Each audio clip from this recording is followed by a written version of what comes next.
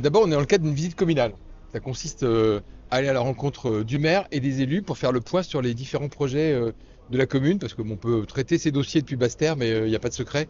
C'est sur place, sur le terrain, qu'il faut aller rencontrer les équipes, aller rencontrer les élus. Voilà, donc c'est ce qu'on vient faire avec Maurice Tubul, le secrétaire général, et puis je suis aussi accompagné de Thierry Sabatier, le directeur adjoint de l'ADEAL, parce qu'on sait qu'il y a aussi beaucoup de sujets dans les collectivités. Voilà, qui sont des sujets qui relèvent des questions de logement, d'aménagement, d'urbanisme. Donc c'est important que l'ADEAL soit là. Alors avec monsieur le maire et avec l'ensemble des élus présents, on a fait un point sur les dossiers de la commune, que ce soit en matière de logement, de PLU, de modification du plan local d'urbanisme, en matière de sécurité, en matière de délinquance. On a aussi évoqué les sujets financiers. Voilà, le Lamentin la commune du Lamentin est une commune qui est en bonne santé. Voilà. Et nous, on compte, faut compter sur les communes. Il y a des communes en difficulté en Guadeloupe, et puis il y a des communes comme ici qui sont en forme financière, parce qu'elles sont très bien gérées. Et on compte sur ces communes parce que c'est en matière d'investissement, en matière d'infrastructure, on en a besoin. On sait aujourd'hui qu'on est dans une situation économique fragile, notamment du point de vue du BTP.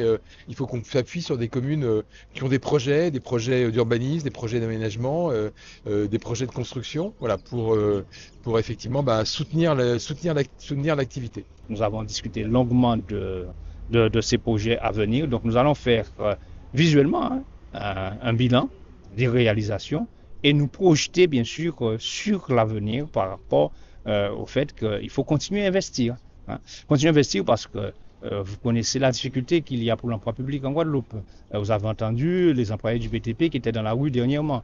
S'il n'y a pas des collectivités aujourd'hui qui se mobilisent sur l'investissement pour relancer, redynamiser, parce qu'après l'hôpital, il n'y aura pas plus de gros chantiers qui vont mobiliser effectivement les entreprises qui sont dans le BTP ou autres. L'école de Caillou a été une grosse opération, mais l'école de Caillou va arriver à son terme. L'école de Caillou, c'est 14 millions d'euros.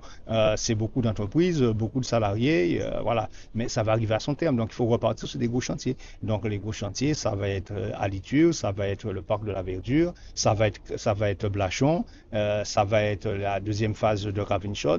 Donc, nous repartons dans cette dynamique-là. Voilà. Nous clôturons, je pourrais dire, un cycle pour repartir sur un nouveau cycle avec l'État.